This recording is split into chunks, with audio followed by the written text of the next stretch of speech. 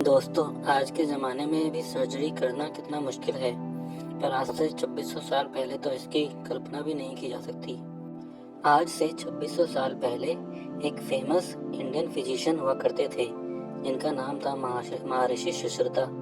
ये बेहद कॉम्प्लेक्स और कठिन सर्जरी किया करते थे, जैसे kidney stone, cataract, artificial limb. ये सारी सर्जरी सुश्रुत किया करते थे और यहाँ तक ये प्लास्टिक सर्जरी भी किया करते थे। सुश्रुत को पहला व्यक्ति माना जाता है जिन्होंने इंसानों पर पहली बार सर्जरी परफॉर्म की थी, इसीलिए इनको फादर ऑफ सर्जरी भी कहा जाता है। सुश्रुत ने शल्य चिकित्सा पर एक संस्कृत ग्रंथ भी लिखा हुआ था, जिसे सुश्रुत संहिता कहा जाता है। सुश्रुत संहिता को सर्जरी पर लिखा गया मोस्ट इम्पोर्टेंट एंशिएंट लेख माना जाता है और इसे आयुर्वेद का फाउंडेशनल टेक्स्ट भी माना जाता है। सुश्रुत संहिता में 184 चैप्टर हैं, जिनमें हमें पता चलता है 1120 बीमारियों का और 700 मेडिसिनल प्लांट्स का।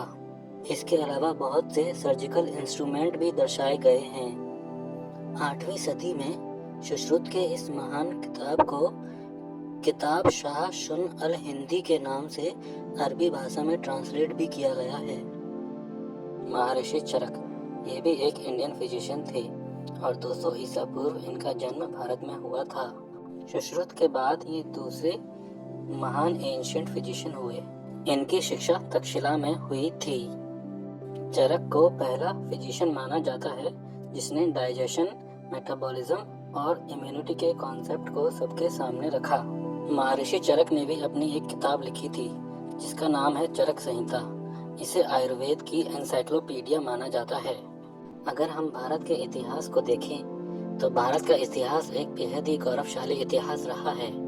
ब्रिटिश रूल से पहले भारत दुनिया के सबसे अमीर देशों में शुमार था, इसीलिए भारत को सोने की चिड़िया भी कहा जाता था।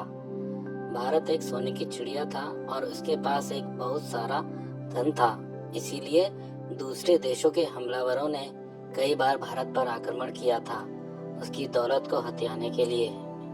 यूरोपियंस लोग भी भारत को बहुत समय से खोजना चाहते थे। उन्होंने भारत के बारे में बहुत सुना था।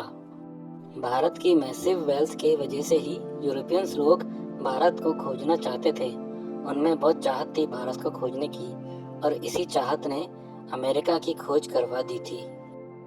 कोलंबस जो निकला तो था यूरोप से भारत जाने के लिए, पर गलती से अमेरिका पहुंच गया और इसी तरह अमेरिका की खोज हुई। उसी के कुछ समय बाद वास्को डी गामा भारत आया और वह भारत की जमीन पर कदम रखने वाला पहला यूरोपियन नागरिक बना।